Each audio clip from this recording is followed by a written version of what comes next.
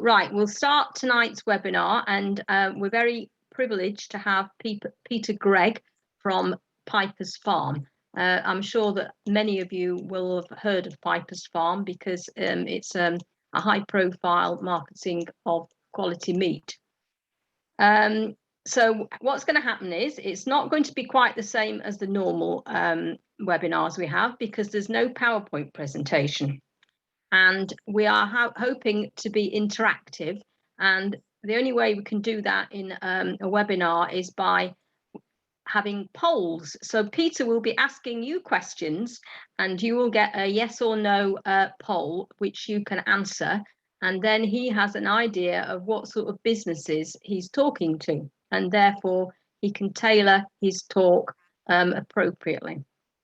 So I didn't introduce myself. I'm Pat Stebbings. Most of you will probably know me anyway. I am the Development Officer for Mentor Cymru in South Wales. So you can ask questions and answers, or ask questions to be answered by putting them in the question and answer section at any time, and I'll pick them up and ask them on your behalf. And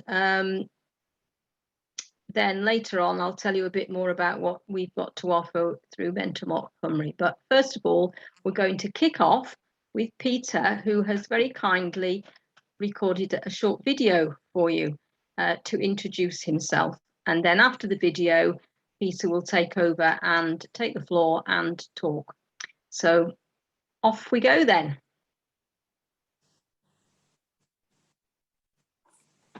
I'm Peter from Piper's Farm. I'm here in Devon with some of our properly free-range saddleback pigs. We're an online business providing healthy, sustainable, high welfare meat to your door. One of the silver linings of COVID has been that more people are seeking out alternatives to industrial food. And that's leading them to farms like ours, where there's a short supply chain and there's a direct relationship between customer and farmer. Piper's Farm was founded over 30 years ago with one clear mission: to provide food that you can trust. We're carrying on that mission, delivering food to homes all over the country that is wholesome and delicious and produced in harmony with nature.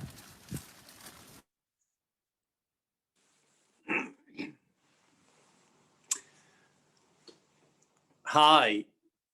So can everybody hear me? Hopefully that's all working. Thank you very much indeed, Pat, for your introduction. It is a real pleasure to be joining you tonight. As I said in that short clip, I am down in Devon, but Henry, my wife, has deep roots up in mid-Wales, and Mel was just explaining to me that she might have found some old beer bottles in a hedgerow from the Roberts Brewery, which I think was started by Henry's grandfather.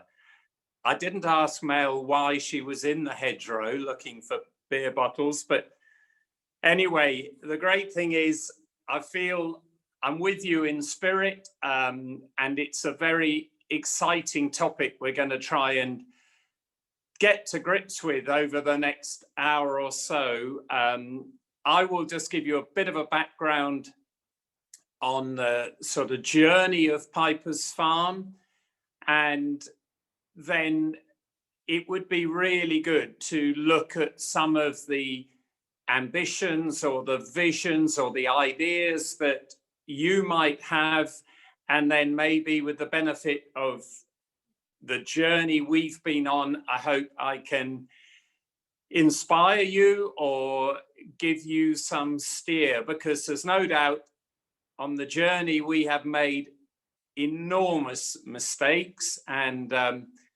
one day I think I might publish a book of the mistakes we've made, and it's going to make the Encyclopedia Britannica look like a small paperback, I think. So it's been an amazing journey, and certainly you learn a lot from your mistakes. What I just wanted to, as Mel said, or Pat said, Mel is running a poll. It would be really interesting. There's a couple of questions I'd love to ask just to kick off. One, how many of us are farmers? So will that come up on the screen, hopefully, or Mel, you'll make sure I know the answer to that. Yep, questions are just coming in now, and then I'll share the results with everyone. Yeah, that's brilliant. And then the other question to follow hard on the heels of that is how many, brilliant, loads of farmers and one or two not active farmers, so that's really exciting too. And how many have actually been involved in butchery, so have actually cut up meat that they might have produced themselves, or possibly they need not necessarily produce themselves, but how many people have been involved in butchery? There we go. So something over half have done butchery. So what I'm going to do is just really give you a whistle-stop tour through the Piper's Farm journey to try and give you a bit of context, really. So behind me is one thing which is not part of the current Piper's Farm model, and you might spot it. It's the picture there, which was one of my great-grandfather's chain of shops. He opened his first one in 1870 in Brixton in London. And he ended up with 240 shops. Interestingly, he was called David Gregg, and John Sainsbury opened his first shop in 1869, not very far away in East London. Both of those guys were responding to the Industrial Revolution. They had a very clear vision of a market opportunity. And although my dad had never really wanted to join the business, but my uncle died prematurely. And so my grandfather said to Dad, "You've got to join the business." So he and my mum moved to West Kent in the southeast of England, from where Dad commuted up to London to run this chain of food shops. But we lived on a small mixed livestock farm. And from very, very small, that was where I spent as much of my life as I possibly could. When Dad joined the business in the early 1950s, people ate chicken very occasionally. And Dad realized that over in the States, they had just started to industrialize chicken production. So he went over there and brought it back. And on the farm at home, there were these very early stages of growing industrial chicken. And that then developed until when I was a small boy, there were 2 sheds with 7,000 birds in each shed. And it took Dad about 54 days to grow a 4-pound chicken. Fast forward to 1987, Henry and I, Henry's my wife, in case it's confusing, but she definitely is all girl, and She and I met at university, did a degree in agriculture, travelled and farmed in Australia and New Zealand, came back to England and got married, went on honeymoon very close to Aberystwyth. And we then farmed a high hill farm in Wensleydale for 6 years. So it was 2,000 feet, the top of the farm, faced north, it was peat, and we lived at about 1,000 feet. So a good, hard farm, but nature ruled up there. And when that farm was sold, we went back to the small farm in Kent, where I had been a young kid. By then, the only livestock on the farm were these industrial chickens. And by then also, the number of houses had grown. So where it had just been 2 sheds of 7,000 birds when I was very small, there was now a 14,000, a 28,000 and a 38,000 bird shed. So Dad was growing about 500,000 chicken a year. This chain of food shops had been sold by then. And so these chickens, in fact, were going to a well-known high street chain. And I worked with my dad on these chickens. And we had a young son, Ed, who was 2, and Will was just born. And I quickly came to realize that this system of farming chickens was unsustainable for 2 reasons. One, I was very aware of the amount of antibiotics which were being used to keep these chickens alive. And the second thing was that I felt if a journalist with a camera in a buttonhole walked through these sheds every day the way I did and filmed it, any of the customers in the high street who saw the film probably wouldn't want to eat chickens again in their lives. So as young farmers, it seemed crazy to us. We were producing food that we weren't prepared to feed to our young children, and we were doing it in a way which we weren't prepared to show to our customers. So effectively, Piper's Farm was born because we said we are determined to build a business where we produce food that we have complete confidence in, that we are happy to feed to our young children, and that we feel we would do it in a way where we would want our customers to come and see it being done. What was also very, very important was that when I was a kid, all of the neighbours were small family farmers. And by the mid-1980s, most of those had gone. So we also realised this resource of smaller scale family farming was an incredibly valuable resource. We were convinced it was the most sustainable and the right way to feed the world. And so we were determined to build a business that made a jigsaw, if you like, of as many smaller scale family farms as possible and connect them directly with the marketplace. So we had to move from Kent because the family farms had already gone.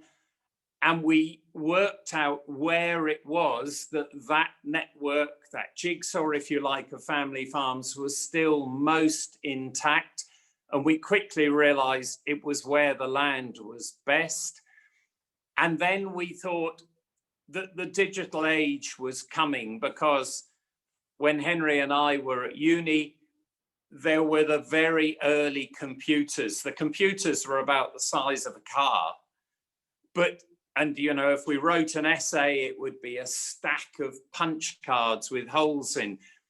So very, very clunky, but it was very clear that this technology was not going to go away. And we felt people would increasingly live where they wanted to live, where they had a good quality of life, because they wouldn't always have to live very close to where they worked. And so we had to work out what was the definition of where people would want to live.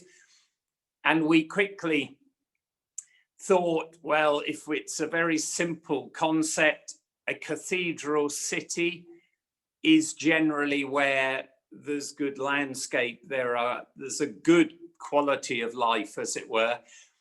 So we wanted a cathedral city surrounded by grade 1 farmland, and the two that came to the top of the list were Exeter and Worcester. And so we looked at about 85 small farms close to either of those two. And in fact, a week before we bought this small farm in Kent, which was Piper's Farm, we looked at a farm on the outskirts of Worcester. So I might have been much closer to you tonight than down in Devon, but we ended up just north of Exeter. I started to teach myself to butcher. We only had tin sheds. We lived in a caravan. We were building a house, but we wanted to learn exactly what the eating sensation was of Piper's Farm food. So the way to do that was to teach myself to butcher with a frying pan beside me. So I'd been to the Paris show in 1987 and been blown away by not only the fact that the French farmers spent 3 hours sitting down having their lunch, but they would be eating and drinking what they produced, and they passionately believed in it. And in the evenings, I walked the streets of Paris, and every butcher's shop I looked at, and there was one on almost each corner, the counter was full of beautifully presented plates of meat. It was mouth-watering. And I was determined to learn to butcher that way, but I couldn't find anybody in this country to teach me 30 years ago. So I taught myself, but it's a very simple way of butchering because you pull every muscle apart, muscle by muscle. So I could teach myself, and with a frying pan beside me, Henry and I would make the link between exactly what we'd done on the farm to what it tasted like. We wanted to know what breed, what age, what we'd fed them, how long we hung them for. And then what did that do for texture? What did it do for depth of flavor? Those were all questions we really needed to get our heads around right at the start, so that then Piper's Farm would be consistent. We needed, my dad, I remember saying to him, "Dad, your chickens are awful." And he said, "Yes, but they're consistently awful." And what he meant was the customer needs consistency. In the high street, consistency is king. And one of the other things I did was I spent many hours standing in the food hall of Marks and Spencer's. So that leads me on to one more poll question. I'd love to know how many people listening are regular listeners to Woman's Hour.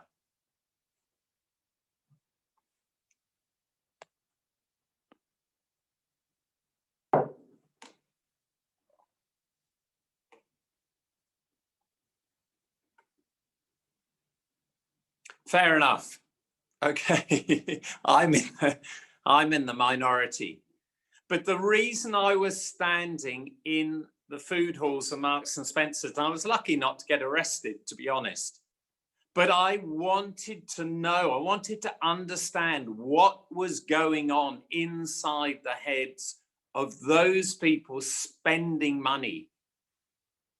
And to be honest, it's the same reason I'm pretty addicted to Woman's Hour, because I'm fascinated by how the world outside farming works, because that's where the cash is that pays our wages.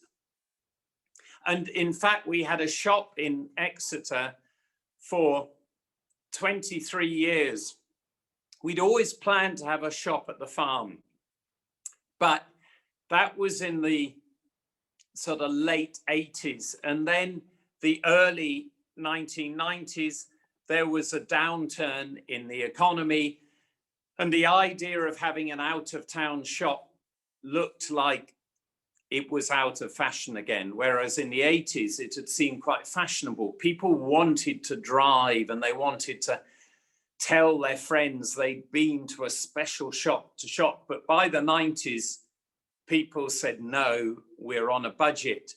We want to buy food that is perceived to be good value. And so I started delivering into Exeter with our car, and I had the very first customer in the middle of a residential area, quite an upmarket suburb in Exeter. And the following Friday, her neighbour became a customer. And then the following Friday, the neighbour's neighbour. And I went down one street and back up the next street. Week by week, I just took in meat that I'd butchered. And then the butcher's shop in a street of shops in that neighbourhood came on the market. A traditional butcher's shop, turnover was dropping. And I think when we took it on, they were turning over about £1,400 a week. One of the attractions for us was the street had all the other specialists. There was a fishmonger, there was a deli, there was a greengrocer, there was a whole food shop, there was a bank, all of these other specialists. And so we were happy to take on that shop because we felt I mean, to be honest, I'd decided meat was more than enough to learn in one lifetime. 2 years to teach myself to butcher, and I thought, I don't need another challenge to learn about in the food world, because meat is an amazingly exciting, complex subject, but it's going to take me the rest of my life to learn all that there is to learn. But we took that shop on and we had it for 23 years. But after about 10 years, we leveled out at £5,000 a week, and then a bigger shop up the street came up for lease, and we took that on instead of the smaller one, and we took that to about £6,500 a week. But we started an online business about 15 years ago, 17 years ago. We had our first website. It wasn't an interactive retail platform, but it was a place where people could go and view a range of products and then phone or email an order. And after we'd had the shop about 22 years, we started realizing that people were ordering online from us about 100 yards from the shop, and we were delivering to them.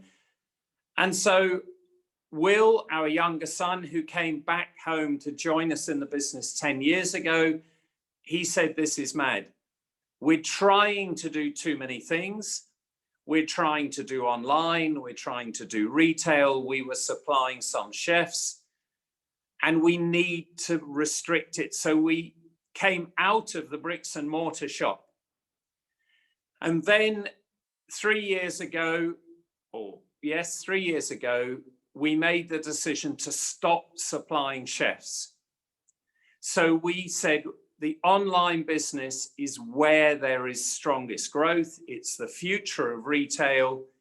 We are going to focus just on our online retail platform.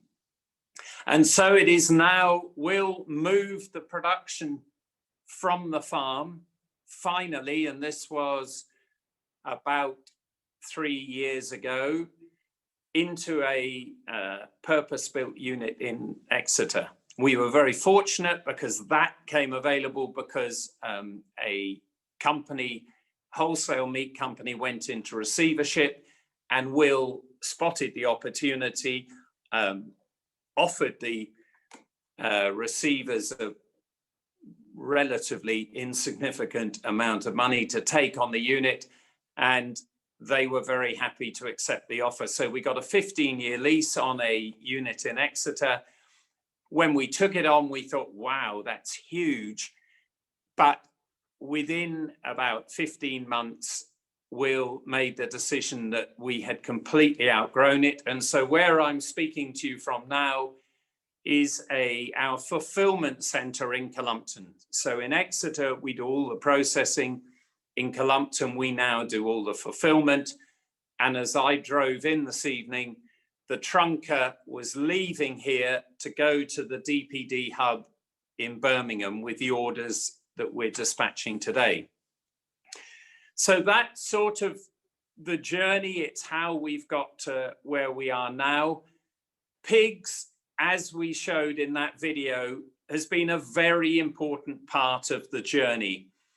Like chickens, we felt there had been this treadmill to make farmers grow pigs faster and faster, to grow leaner pigs. And there's this constant squeeze on margin, just the same as the poultry industry. And to be honest, dairying is very similar in many ways too. So what we have been determined to do is build this jigsaw of family farms. So there's about 40 family farms now who form our supply chain. And we haven't gone to them and said, here's a big book of rules. We've gone to them and said, we want to help you make your family farm profitable. We want to work with the mix of resources you've got. But probably the one rule we would say is, if you remember what your granddad told you when you were sat on his knee, just do it. Because we believe that, we know that is what our customers want. They want short supply chains. They want honesty. They want integrity. They want to know they are helping to sustain smaller scale family farms, real people. And in so many ways, we passionately believe that the rural community is underpinned. The heart, the soul, the core of the rural community should be smaller scale family farming businesses. So we go on a journey with all the farms that we are working with. They're all at different stages of the journey, and we know where we want to get to with them. So that pig system where I did the video at the start, that was a dairy farm 8 years ago. They finally got off the treadmill of commodity production of milk. Both sons left the farm, and it was a bit like a ghost town. Now they produce 1,000 pigs a year for us. They produce about 700 turkeys, about 450 lambs they rear. That farm is buzzing. Both boys are back home. There's 4 families taking a living out of it. So the outlook, as we see it's incredibly exciting, but it's going to be great. If any of you have any questions specifically related to the situation you're in, and I hopefully can bring to bear any of the experience, as I say, plenty of mistakes that we made along the way, but to help talk around some of those things that might arise and try and give more of an insight, I hope, into the vision we have for the future, because we see it as an incredibly exciting one. So hopefully, Pat, that's a good start off, and you know, let's see if anybody wants to ask any questions and take us on a bit further from here. Well, that is a good start. Thank you very much. I'm sure that there'll be some questions coming in. We've got a selection of businesses. I've got to turn my video on, apparently. Well, I was asked to turn my video on. Uh, so Yeah. yeah, we've got a selection of businesses that are range from butchers, artisan. Oh, we've got a question here, and it's coming from Kyle from Forest Coal Pit Farm. Why did you stop supplying restaurants? Great stuff, really amazing, is what he thinks. Good old Kyle. Okay, Kyle, you've hit the nail on the head. That is such a good question. Mel, are there any other videos? It would be lovely if or lots of videos were on, but otherwise I'm mostly looking at a picture of myself, which feels pretty boring. But anyway, Can people put their videos on? Have we got that facility, Mel? No, sorry, unfortunately, we don't have the facility for it. Okay, Sorry. don't worry at all about that. So Kyle, really, really interesting question. Right at the start, I remember when we were living in a caravan and building a house, golly, it makes me feel exhausted to even think of all those things we were doing with 2 young children as well. But I remember a local businessman came to see us and he said, surely you're going to supply pubs. You've got to supply chefs. You're a meat business. And we said, no, because we need to define what Piper's Farm is about. And it looks attractive to get a lot of cash. Chefs would come to us often and say, we want you to supply hundreds of portions of something a day or a week or whatever. And it's very tempting to think there's a lot of turnover there. But the issue is, for us at the start, we said that would be the tail that wags the dog. If we start to go on turnover before we have really got control of the business, before we've built the foundation, before we've built the brand, before we know exactly where we're going, we definitely don't want to have chefs who are, as I say, are like the tail wagging the dog. But we did supply a very small number of chefs. After about 10 years, I think we probably supplied 4 or 5, maybe half a dozen chefs. Then when we closed the shop, we thought, okay, we're going to focus on online and chefs. So we increased the number of chefs. And I can remember it so clearly. We were thinking, great, there's another group of restaurants have said they want to do £2,000 of business with us a week. And so the temptation is you then think, wow, that's 100 grand a year. And we were only turning over about, just nudging £1 million. So if somebody says to you, we're going to offer you £100,000 worth of business, it feels very enticing. But here's the thing. To supply those chefs, they phone at midnight generally, and they leave an order on the answer phone, and they want it delivered at breakfast time the next morning. So when the butchers came in at 6 o'clock, they would start breaking down carcasses to supply chefs. And then they'd maybe finish by about 10 o'clock, and then you would have 2 or 3 van drivers go off in all directions delivering this. And then the chefs would obviously be saying, because we're giving you so much business, we want a discount. And then we want maybe 30 days credit, maybe 60, maybe 90 days credit. And we then looked at that in comparison to the online retail business. So we sell all our meat frozen. We have no delivery logistics at all now. We never sell a piece of meat without being paid for it before it leaves the business. So the comparison between the business model, supplying chefs, and supplying online retail, I mean, it's a no-brainer.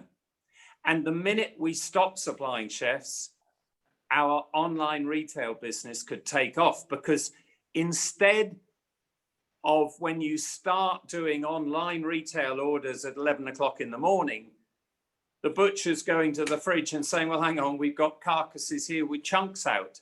We're out of stock of something that a retail customer wants. So now all the animals we kill, all the carcasses in the fridge are all destined for retail customers. So we have total control over stock levels. And I got to say, there has never been a millisecond since we shut the shop in Exeter, or even a fraction of a millisecond since we stopped supplying chefs, that I have regretted either decision. Well, does that answer your question, Kyle? I think it probably does. That was a very, very good answer. We've had another question in now from Nikki, who wants to know how you started to collaborate with other farms. Did you choose your farms carefully, and have you gotten a written agreement in place?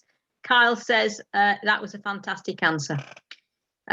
So yes, Nikki would like to know about the collaboration. Is there an agreement, and how you selected your farms, please? Wow, Nikki, again, that is an absolutely brilliant question. You've hit a very important nail on the head. So I've got to say, in the early days, we worked with our neighbours, and I mean exact immediate neighbours, because everybody in the farming community thought we were nuts. So our best hope was to go to our neighbours and say, I know you think we're nuts, but at least you're our neighbour. Will you grow a few pigs for us, or can we graze some sheep on your fields, or whatever? So in the early days, to be honest, there was no clear business modeling around these relationships. What I would say after 30 years is that written agreements are of relatively little value. The fact is that to build relationships with a fellow farmer, it is an awful lot about trust. It's about respect. And if you don't have trust and respect, it doesn't matter how many pages of a written agreement you've got. Fundamentally, it won't help prop up the relationship. So yes, we are very careful about finding people and building relationships. And I think it's exciting now, because we find more and more family farms come to us and they say, can we produce stuff for you? And that's a really exciting starting point, because you think, well, if they want to do it, we obviously will want to do everything we can to make that work. But it's a two-way street. It is really important that both parties realize they need each other equally. And where a relationship won't work is where a family farm, for example, might think Piper's farm need me more than I need them. That isn't a sustainable relationship. It really needs to be a situation where we say, what you do is amazing. You've got an amazing farm, you've got an amazing multi-generational team and loads of wisdom and experience about looking after that farm. You're really good stockman. Please, will you know, if you do this, if you grow this breed, and yes, we're prescriptive about what we want, because that all dates back to the frying pan. We know it is saddleback pigs with a Welsh boar. We know we grow them outdoors every day of their lives. We grow them really slowly. We aim for an 80-kilo carcass at 34 weeks old.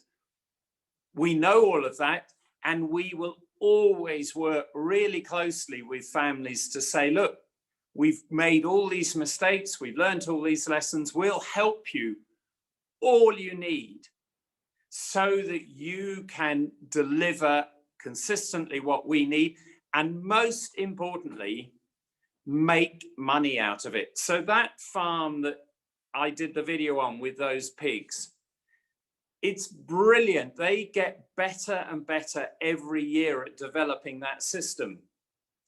And the thing about doing it better is they make more money. And so we aren't saying from day one, you've got to nail it. We're saying, this is the breed, this is the age, these are some of the things which we know we need you to do. But like with that family there, they haven't gone out and spent loads of money on fancy pig arks. They've picked up arks where they can. They've invested as little capital as possible, but they've got really smart at how to lay out electric fence lines, about how to strip graze roots, how to utilize the pigs to follow the fodder beet harvester and make sure there's absolutely no fodder beet left. They're now growing their own corn to make the pig feed that they don't graze. And it's just so exciting the way they get better and better. So I hope, Nikki, that answers the question. It's about relationships. It's about going on a journey. It's about farms and us realizing we need each other equally. That's a really sustainable relationship. And our job is to make sure we can sell the end product for enough money so that every link in the chain can take a slice of that cash. So just very quickly, with pigs, 80-kilo carcass weight, 32 weeks, 32, 34 weeks, we pay £2.40 a dead weight kilo. So it comes to just about £200 a pig. We pay slaughter on top of that at the local abattoir. The saddlebacks are producing, we budget generally on them producing 18 piglets per sow per year. But to be honest, I think it's not out of the question to think they can get to 20 piglets per sow per year. But those are just the sort of basic numbers. I'm obviously very happy to look into more detail on anything if anybody would like to. But I hope, Nikki, that's answered your question. And if not, shout.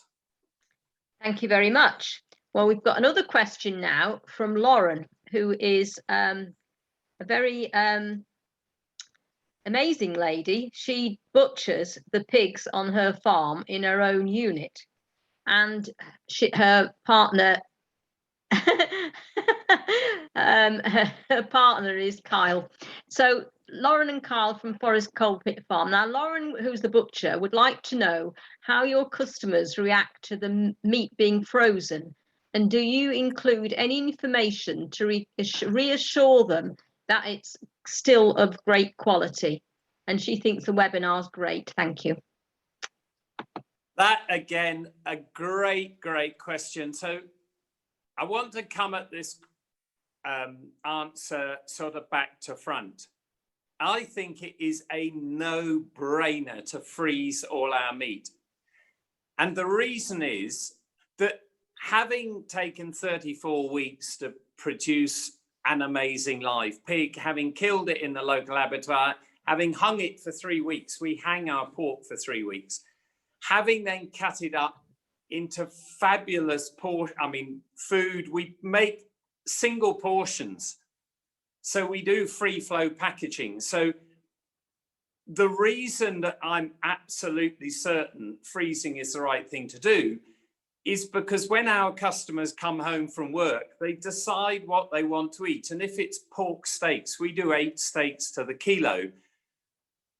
they come home and think, oh, let's have pork steaks for tea. They take out 1 or 2 or however many people they're cooking for, drop them in cool water, they thaw in 10 minutes, away they go. Within half an hour, they are eating a meal they didn't have to plan ahead. They are eating meat, which frankly is as good as you can buy. They've ordered it off their phone. And so the whole convenience element is as good as it can get. And I think, to be honest, 70% of what we get out of bed every day to do is deliver convenience. Let's be under no illusion that you cannot ask customers to jump through hoops to get your meat, because there are too many conveniences out there. I mean, look at Amazon. It's just setting the bar so high in terms of customers' expectations. So I'm convinced frozen meat is a no-brainer, because the other thing, just to add, is we've hung it for 3 weeks. We hang the beef for a month. We hang lambs for 3 weeks. But the moment those butchers cut that meat, it is perfect. And by freezing it, we capture that moment of perfection. So in answer to your question about, Lauren, about do we put lots of literature in to convince our customers? I'm slightly outspoken on this. I'm not a great fan of labels. Labels don't taste good. However you cook them, they are really dreary things to eat. And so I feel the best thing we can do as meat producers is do our talking with the piece of meat. So if I had a customer who said to me, oh, of course I won't buy frozen meat because it's inferior, I would give that customer some of our meat. And I'd say, that's fine. Just cook it, don't overcook it, because you're not cooking it to make it safe. So whatever you do, cook it so that it is perfection, pink in the middle and juicy, and make a lovely sauce if you want. But maybe don't make a sauce, because I want you to taste the life of that animal. I want that mouthful of pork to just go, wow. I'm giving you that steak. It's been frozen. That's the way I suggest you eat it. And if you don't like it, that's fine. Somebody will sell you fresh pork. But from our point of view and our business point of view, there is not a shred of doubt in my mind. The best way to sell meat is frozen. So I hope, Lauren, that answers your question. Can I just add something to that? We have another question waiting. It's a production question from Kyle. When you freeze it, is it frozen in a flash freezer, and how long does it take for roughly for it to freeze? Because obviously slow freezing doesn't do meat any favors at all, does it? So how do you do the freezing? Well, yeah, we've got blast freezers. They're bloody cold. I think they run at, minus 20, 22 or whatever. So yes, we freeze it fast. We vacuum pack it. So the main reason that people, well, it isn't the main reason. I mean, ordinary meat is pretty awful fresh, and it's even worse frozen. So that's possibly one of the reasons freezing it's had a bad press. But by vacuum packing it, you make sure there is no air in the pack, because if there is, you then have frost in the pack. And that means sitting in somebody's freezer is a pretty unappetizing piece of meat. So it's very important. The product, and especially if you've hung it, it doesn't have lots of moisture in it. You vacuum pack it, you blast freeze it, and there is no liquor or frost in that pack. It looks really appetizing. It looks as good as those butcher's counters did in Paris if you get it right.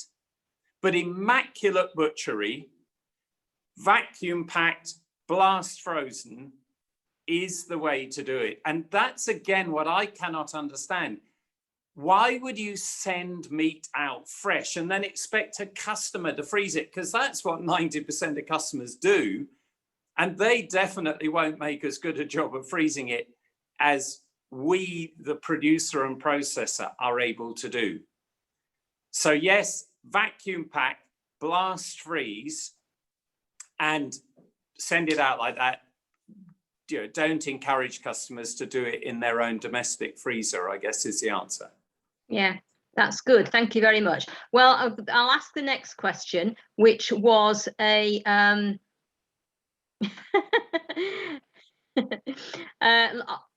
Kyle's asking if you need any pig specialist and butchers to work for you. I think he's totally blown away by your thought. Let me tell you, Kyle, the answer to both those questions is yes. You shouldn't have said that. I'll give you his proper question. That's Kyle being Kyle. His proper question, or his first question, wants to know when you wean the piglets. Where do the piglets come from? Are they bred on the farm? And when are they weaned? Yeah, so that farm that I did the video on, they run a 50 sow breeding herd to produce us about 1,000 pigs a year. We wean at 8 weeks. There's a little bit of flex in that. Some sows, if they milk like trains off their back, Mark might think I'm going to wean at 7.5 weeks or something. But basically 8-week weaning. Obviously, we're not cutting teeth, we're not cutting tails, anything like that. They're outdoors all their lives. So 8-week weaning. And then, as I say, we're growing on to about 34 weeks for an 80-kilo carcass.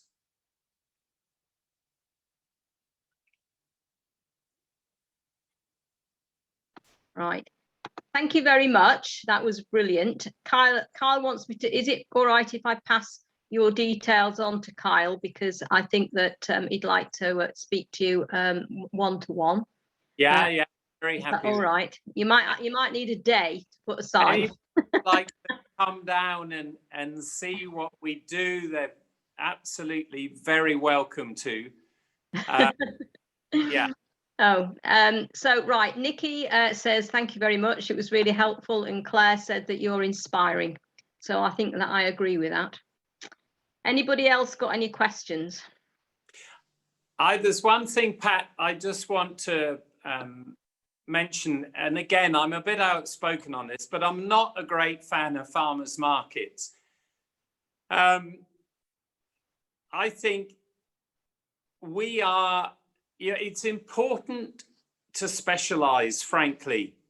If you need to have a vision about where do you want your business to be in 10 years' time, and often, or almost inevitably, the answer to that is, well, I don't want to be doing 10 times as much as what I'm doing now, because I can tell you from experience, you run short of energy as you get old. And so you need a model which is scalable. And you can't, therefore, in my opinion, be producing and standing in a market selling. I'll just tell you a very small anecdote, which I hope might be helpful. I was asked by a young family on the Isle of Wight to go and see them a couple of months ago and just share any thoughts I had about their vision. Well, they were market gardeners and they had a couple of acres and they produced amazing vegetables and they took them into the farmers market. And the Isle of Wight is not huge, but it was a local farmers market over on the East Coast. And they then had been approached by a guy with a local estate, 750 acres, who was wanting to come back home and take on the running of the farm. the Wildlife Trust had paid him to rewild 250 acres, going into the Solent catchment, which is where I think Southern Water is doing a deal with a lot of farmers to clean up the water running into the Solent. So he'd got this pocket of cash from the Wildlife Trust to rewild this bit of the farm. So he'd still got 500 acres. And this young family wanted to sort of chat the idea around with me and say, look, is there something we could do with Mark?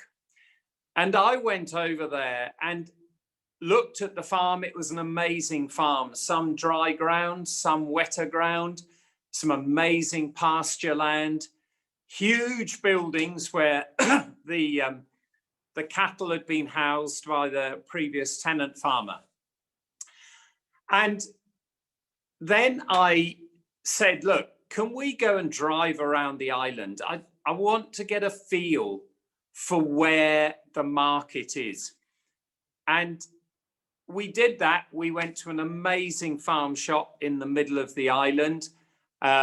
We then went to the Isle of Wight garlic farm where they produce garlic. That was a huge tourist attraction, brilliant shop again, massive footfall. Then the next morning, they went to their farmers market and they did quite a bit of business in the first hour. I think they probably took about 100 quid in the first hour. And then I got there at about 10:30. It was raining. Business was quite slow. They were outside the co-op. And next door to them was a baker. And he baked a load of bread that morning and he was pretty steady. He just had a steady stream of customers selling sourdough bread, really good bread. And I went to this baker and I said, tell me, where do you get your flour? And he said, I get it from a flour mill in Gloucestershire. And I said, how much do you pay for it? And we worked it out because he didn't know per ton, but we quickly worked it out, 650 quid a ton. And he said, I use a ton a week. So we went back to the farmhouse with these guys. And I said, I think the first thing you should do is get your head around the idea that a farmer's market is not the place for you. You need your product to go somewhere where there is a strong footfall and somebody else puts all the effort and energy and time into looking after those customers, because looking after customers is a pretty specialist business. And as you grow, if you're not careful, you get more and more customers. And with that, you get more and more need for customer service. So that farm shop in the middle of the island was just an absolute goldmine. Brilliant location, tons of footfall and fantastic produce. So I said, on your farm, fill your sheds with boat storage. The Isle of Wight, there are thousands of boats that need to be stored in the winter. Run outdoor native breed livestock. Say to the Wildlife Trust, we'll run pigs in your wild, rewilded woodland if you want. Say to the local Nature Conservancy, we'll rebuild the hedges, we'll mob graze the pasture land.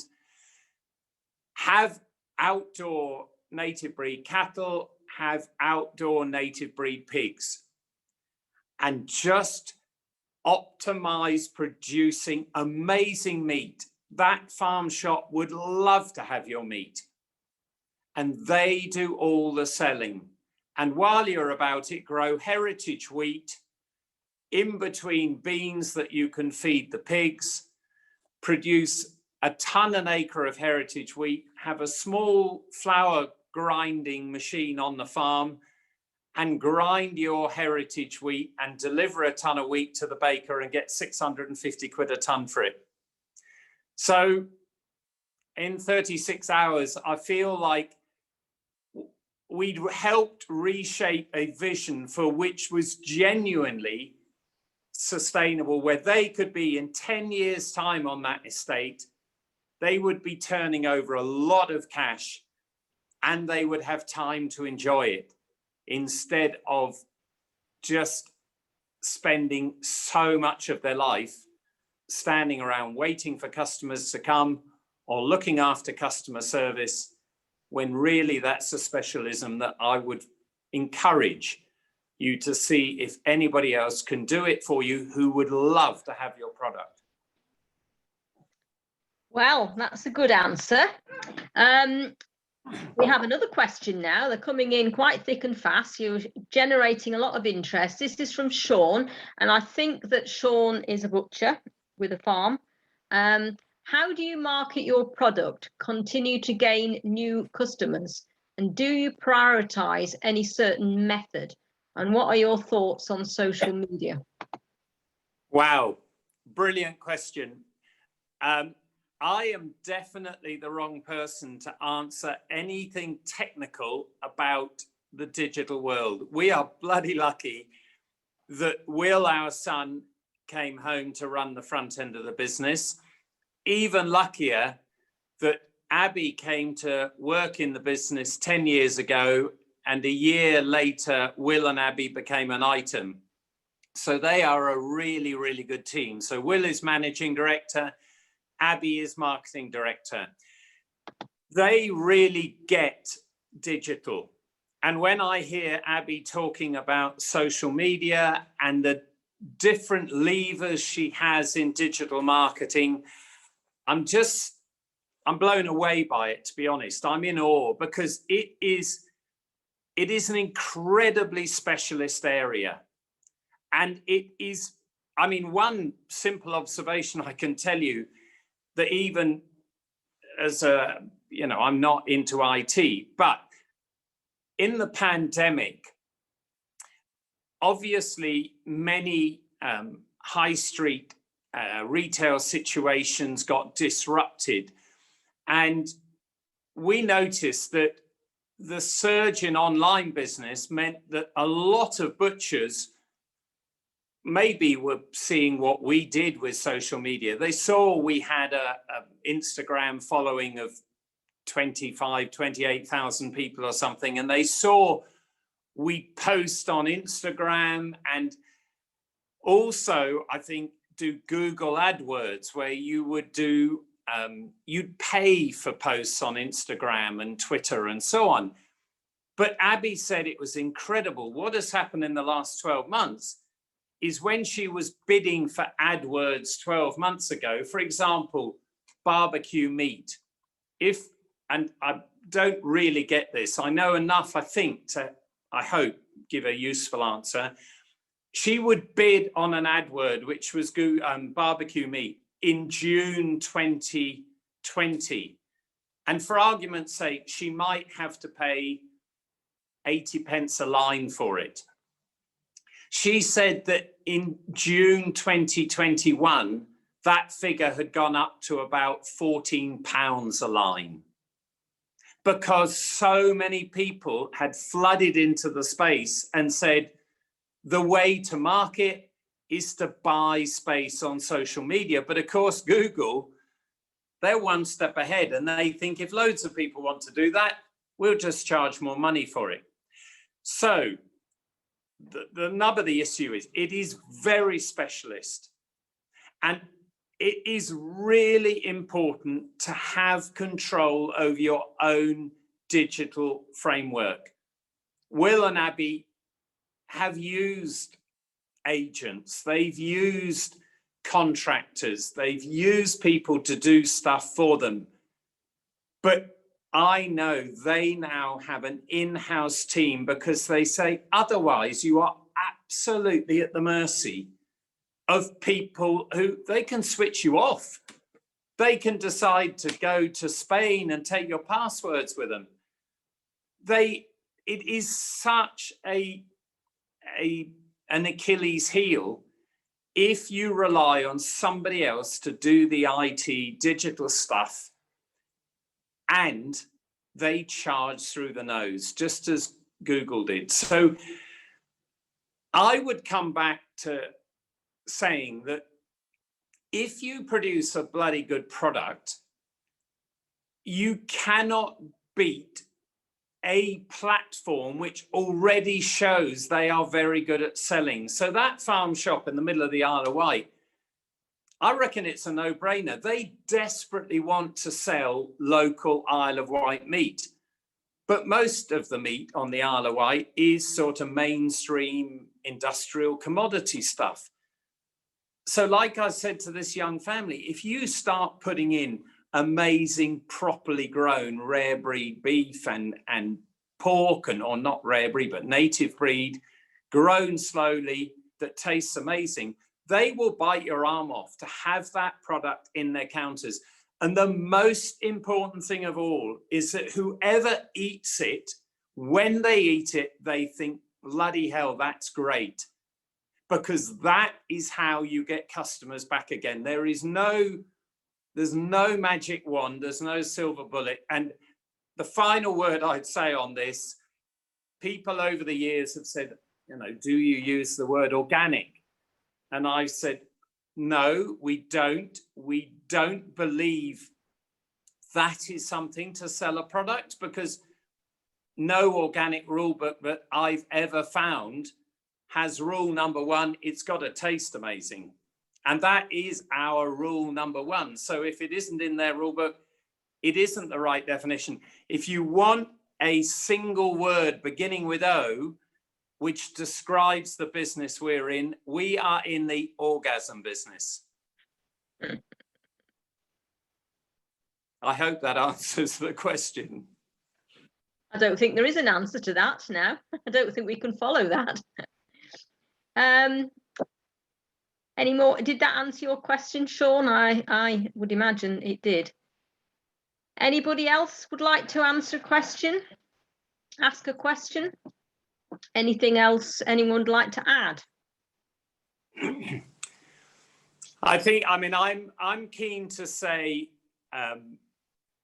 it's brilliant. You guys, the fact you're on this webinar, I can definitely say there is a massive growth in the market for people who they increasingly are making this connection between what they eat and their health. I would go so far as to say that in the next 5 years, or in 5 years' time, the most commonly used word in every doctor's surgery in the country will be gut biome. Because every one of us has a unique gut biome. It's like a fingerprint. The population of billions of bacteria in our gut is absolutely unique to each and every one of us.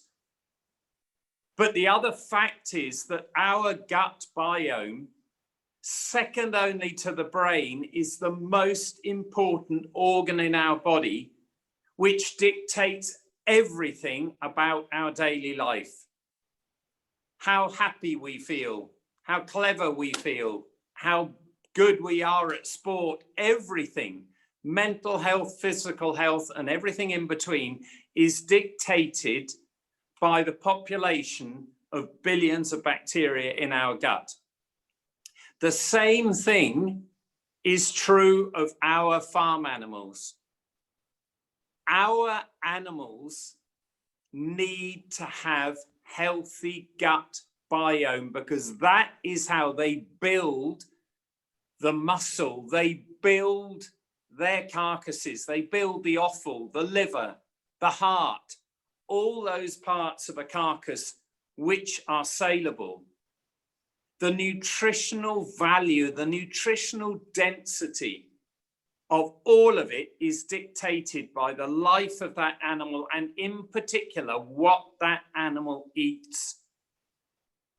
And the more that customers get their head round the idea that what they stick in their mouth dictates their own health and well-being, that force in the marketplace is going to be massive.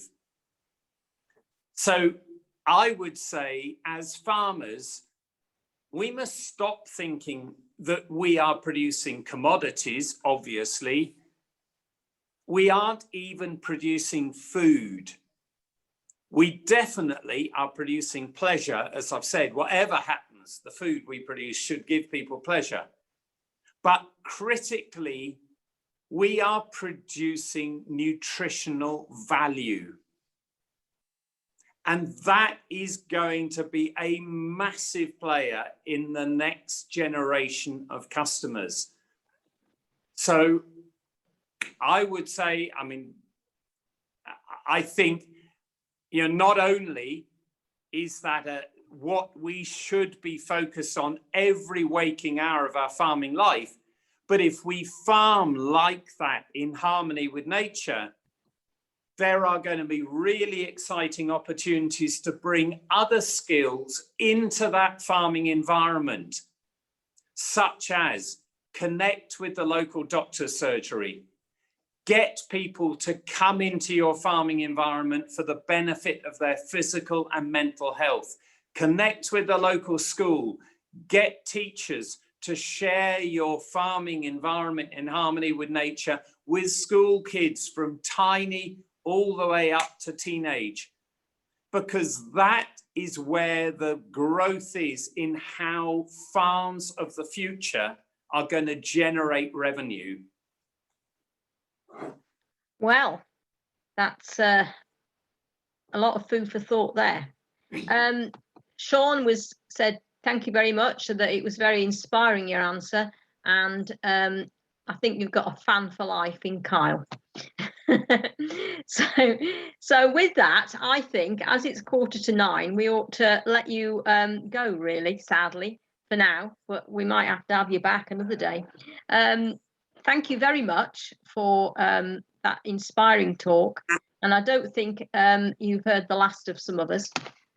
We'll all be down on your doorstep in Devon wanting a tour.